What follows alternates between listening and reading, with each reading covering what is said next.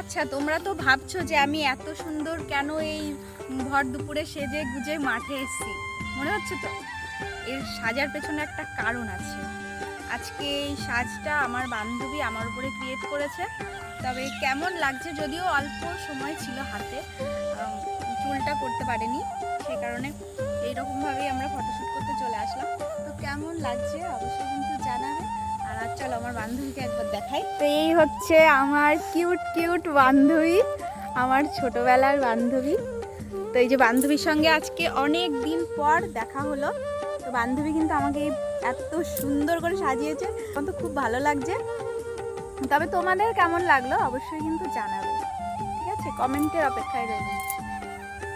আর আমি কিন্তু তারপর এই দিকে এইভাবে কয়েকটা ফটো ভিডিও এখানে শ্যুট করে নিচ্ছিলাম। যদিও আমি কোনো পোজ দিতে জানি না, তবুও একটু চেষ্টা করছিলাম। ও আমাকে বলে দিচ্ছিল বারে বারে যে এইরকম ভাবে, এরকম কর, এরকম কর। আমি কিন্তু ওইটাই চেষ্টা করছিলাম, কেউ কিন্তু বাজে কমেন্ট করো না। তবে আজকের লুকটা কিন্তু আমার বেশ সুন্দর লেগেছিল। এদিকে এদিক ঘোর, ওদিক ঘোর, আই ডাউন, এদিকে এদিকে, আই ডাউন।